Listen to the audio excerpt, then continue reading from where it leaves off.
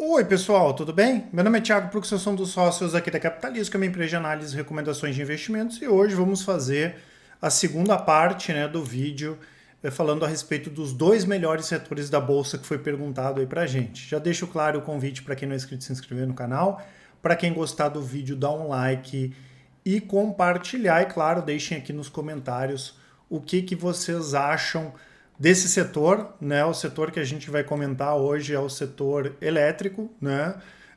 Na verdade, até mais focado em energia, tá, pessoal? Até porque ontem a gente falou do setor de petróleo, das petroleiras, a gente poderia colocar todas elas como empresas de energia, né? Até porque a maior parte da energia gerada no mundo vem de combustíveis fósseis, né? Carvão, petróleo, gás. Aqui no Brasil não é tão comum, né? Graças a Deus a gente tem, nesse sentido é bastante privilegiado, ainda tem muita coisa hídrica e tem um potencial também para outros tipos aí de geração. Então a gente vai falar de setor elétrico, como a gente costuma sempre comentar, mas mais focado da energia como um todo. Lembrando também que as empresas do setor elétrico, dentro do que a gente chama de utilidades públicas, também podem operar em saneamento, por exemplo, como é o caso da Equatorial, que é uma multi-utility, né? A primeira no Brasil nesse sentido, ela opera em saneamento e pode operar também no setor elétrico, né? Eu já deixo aqui para vocês, claro, o cupom Aniver Canal relativo ao aniversário aqui do nosso canal, então não se inscrevam de se inscrever, não se esqueçam de se inscrever. E ele dá até 30% de desconto nas nossas assinaturas, vai ter tudo aqui na descrição do vídeo, né? Então esse setor, pessoal, é bastante interessante, né? Principalmente quando a gente fala em longo prazo, porque é um setor que é bastante perene, né? Mas por outro lado também ele tem um grande potencial de crescimento, né? Então ele pode ter esse mix de dividendos com crescimento. Em termos do segmento de utilidades públicas, como a gente já comentou algumas vezes, é o que a gente prefere. Desde o início da Capitalizo, nós priorizamos as ações do setor elétrico em detrimento às ações do setor de saneamento, nada contra elas, mas é que o setor elétrico, né, ele tem regras bastante definidas, né? A gente tem uma presença privada maciça no segmento, porque desde a década de 90, quando o Fernando Henrique começou a fazer as privatizações, as leis começaram a ser, o regramento todo começou a ser construído.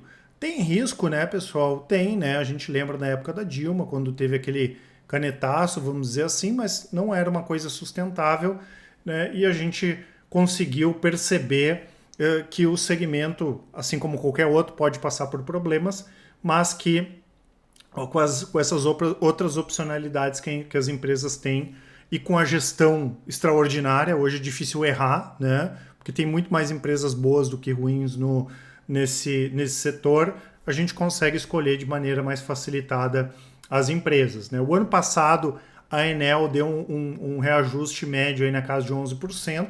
Esse ano a gente deve ter um reajuste médio de 5 a 7%. Então é importante à medida, né, que essas empresas vão conseguir aumentar a receita e vão ter também um bom pagamento de dividendos.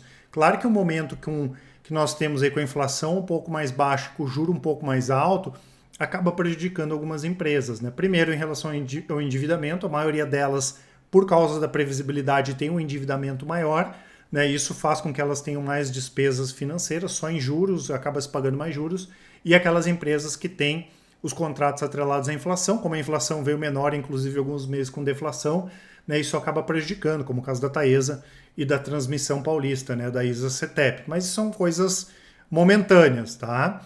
Então, o que acontece, né, pessoal? Nós temos um setor que é bastante defensivo, é um setor que tem previsibilidade de receita, é um setor que é um ótimo gerador de caixa e, com isso, pode pagar bons dividendos e costuma ser mais resiliente em momentos de crise. Porém, como eu comentei antes, mesmo ele sendo um pouco mais estável, isso não significa que ele não vai ter crescimento, porque não adianta eu também comprar uma empresa pensando em dividendos se ela não apresentar crescimento, né?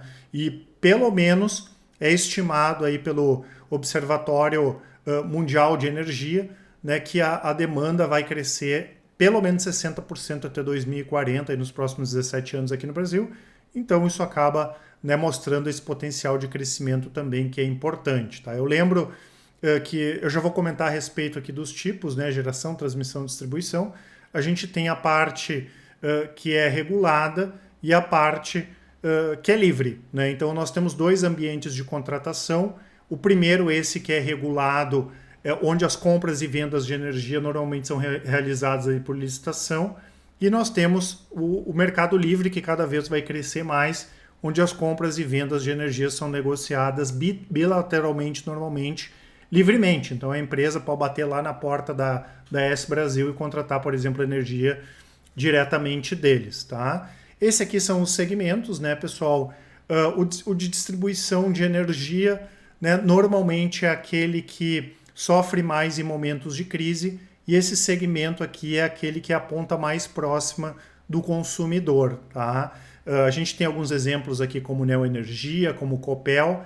Temos a transmissão, né, pessoal, que literalmente é o elo entre a geração de energia e a distribuição. Esse aqui tende a sofrer menos, porque normalmente são contratos reajustados pela inflação, são contratos mais longos. Ele é conhecido como o filé do mercado, aí, esse segmento de transmissão. Tem empresas como a Taesa ou como a Transmissão Paulista. E tem a parte de geração, né, que, como o próprio nome diz, é responsável, né, as empresas são responsáveis aí pelo fornecimento, né, por gerar essa energia. Lembrando que tem empresas que trabalham em todos os segmentos, né, e é cada vez mais comum a gente ver as empresas trabalhando com geração, com transmissão e a parte de distribuição, apesar de que a gente evita, né, por exemplo, colocar na carteira de dividendos, que eu já vou comentar, esses que são mais focados em distribuição em função desse risco maior. Mas a gente tem um caso aqui de dois exemplos de geração, ENGIE e também a Eletrobras, né?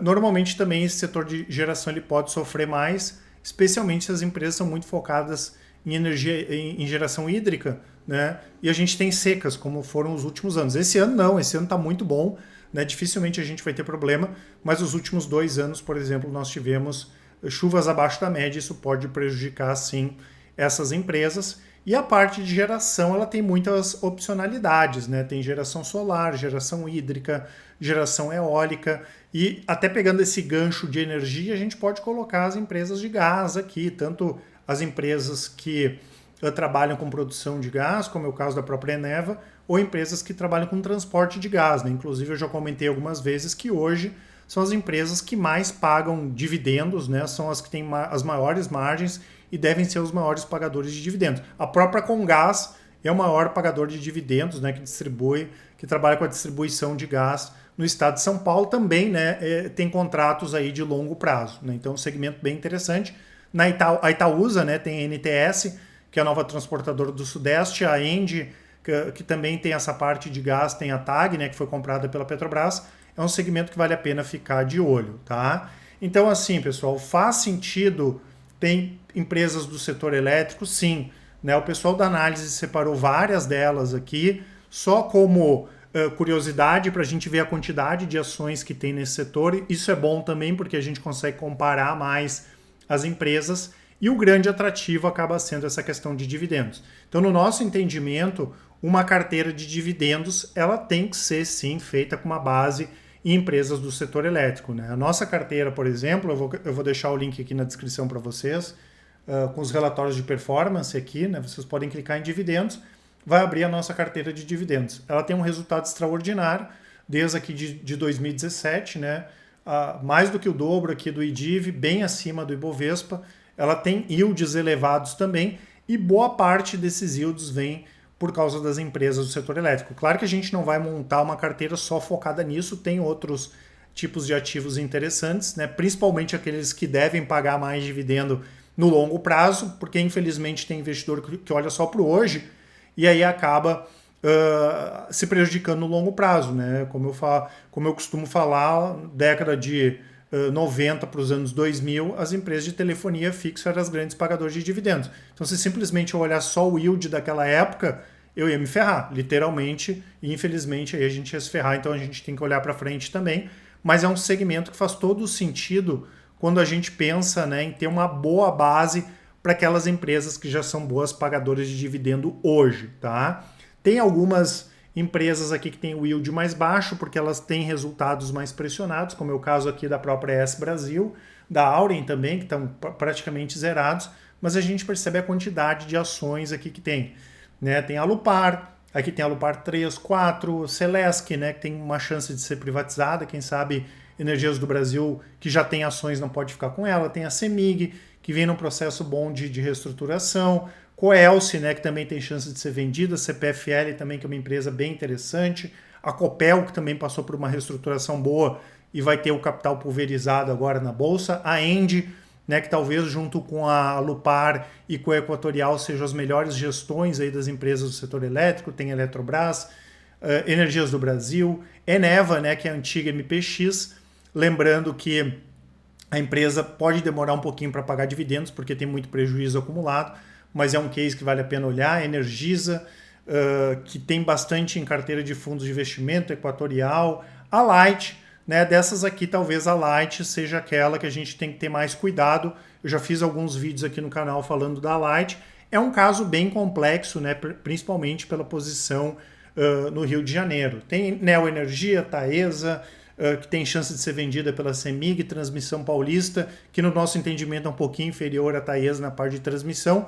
Então é um setor que tem muito boas empresas, né? Tanto que de todas essas aqui, a que a gente recomendaria mais cuidado é a Light, e as outras, né?